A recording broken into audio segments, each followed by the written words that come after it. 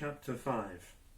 Among the indoor amusements of the costermonger is card playing, for which many of them are adepts. The usual games are all fours, all fives, cribbage and put, which is known to a few, but is never played, being considered dull and slow. Of short, whist they have not heard, but, said one, whom I questioned on the subject, if it's come into fashion, it'll soon be among us.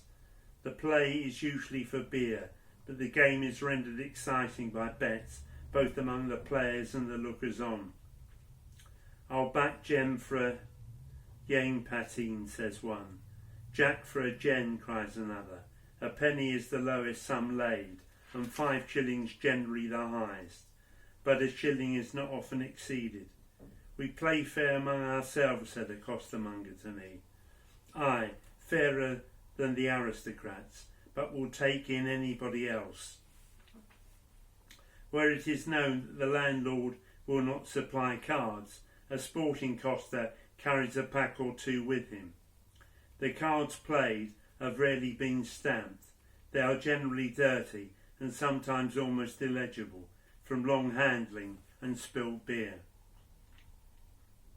Some men will sit patiently for hours at these games, and they watch the dealing round of the dingy cards intently and without the attempt, common among politer gamesters, to appear indifferent, although they bear their losses well.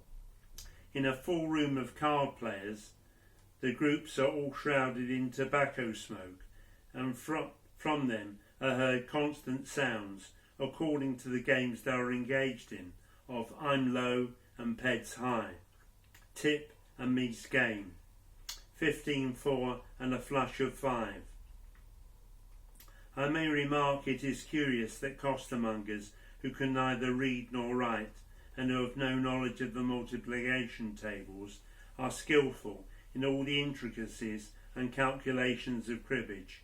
There is not much quarrelling over the cards unless strangers play with them, and then the costermongers all take part with another, fairly or unfairly. It has been said that there is a close resemblance between many of the characteristics of a very high class socially and a very low class. Those who remember the disclosures on a trial a few years back as to how men of rank and wealth passed their leisure in card playing, many of their lives being one continued leisure, can judge how far the analogy holds when the card passion of the costermongers is described. Shove halfpenny is another game played by them. So is 3 up. 3 halfpennies are thrown up, and when they fall, all heads or all tails, it is a mark, and the man who gets the greatest number of marks out of a given amount, 3 or 5 or more, wins. 3 up is played fairly among the costermongers, but is most frequently resorted to when strangers are present to make a pitch, which is, in plain words, to cheat any stranger who is rash enough to bet upon them. This is the way, sir, said an adept to me. Bless you, I can make them fall as I please. If I'm playing with Joe and a stranger bets with Joe, why of course I make Joe win.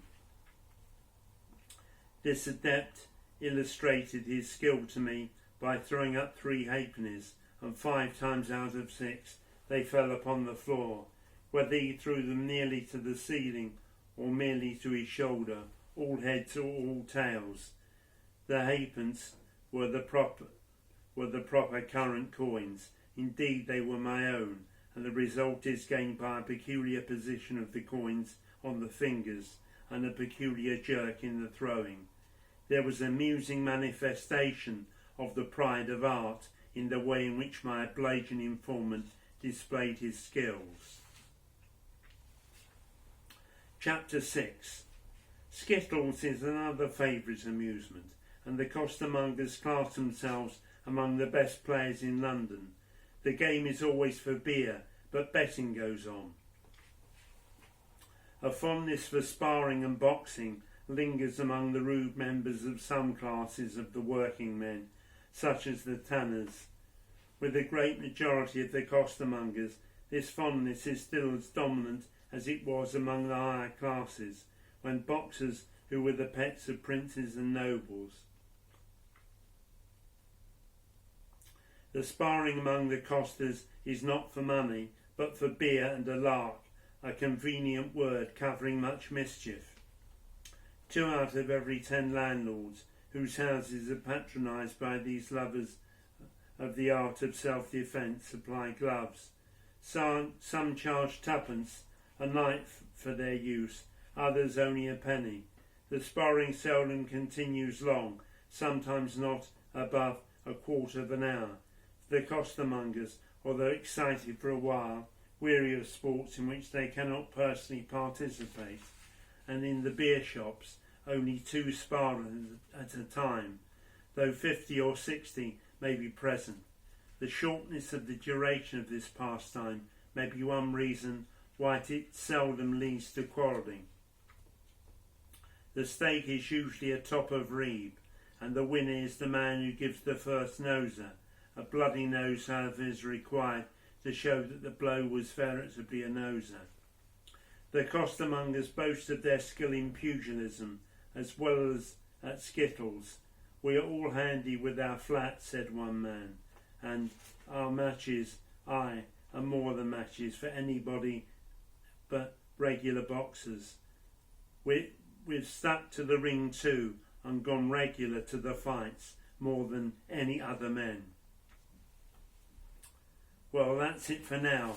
I'll see you next time.